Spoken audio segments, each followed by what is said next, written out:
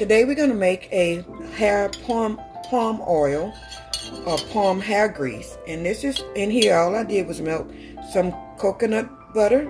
I'm going to add beeswax, and all of the measurements will be in the description.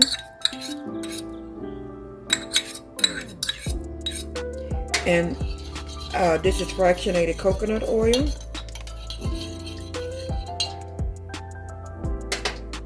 Vitamin E oil. Well, that's castor oil, sorry. It's the thickest. And as you know, castor oil is a super oil, and it has the healing properties. It also is an anti-itch. And then we're going to add vitamin E. And we're just going to allow all of this to come to melt down. You don't want to do it in a roaring ball. You don't want it to overboil, because you just want this to melt. You don't want to lose any of the oil properties by overheating it. So once this is all melted, I'll be back. Okay, so now that all of my oils are melted and they are all sort of combined, I'm just going to keep stirring a minute, but I'm going to go ahead and take it off this heat. If I can get this out of here. Okay. And the essential oils we're going to use is lemon. And so the recipe calls for 20 to 50 drops. You can use as much as you want depending on how loud you want your fragrances to be. So I'm just going to eyeball mine while I mix. And I'm also going to use bergamot, because this is a hair palm oil. Not really oil, but and then we're going to use sweet orange.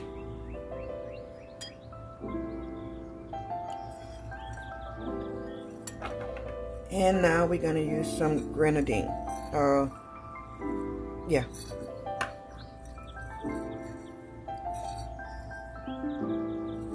Okay. And just give it a good stir. Mix it up real well. Make sure all of your oils are thoroughly combined. You don't want to really rush this process, because you want to smell that fragrance throughout. You want all of the properties to be well combined. And then we're just going to pour it into our container here. And now we're just going to pour it into our jar.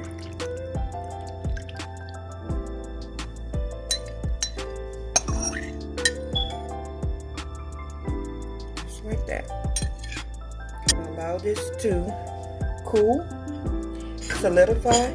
Once it completely solidifies, and look, it's already doing it here on the sides, so you get to see the consistency right away as your typical hair pomade. As you can see, it melts down real well. I took this from the side of my funnel where it has already solidified. You can grease your scalp with this, and you can use it throughout your hair. If you have a problem with dandruff, what you would want to add, the essential oil you would want to add to this would be tea tree oil. Tea tree oil would treat your dandruff, and you wouldn't have to deal with that issue as frequently or as rough as normal. So just remember, add tea tree for dandruff. Thank you. Shalom. Don't forget to like and subscribe.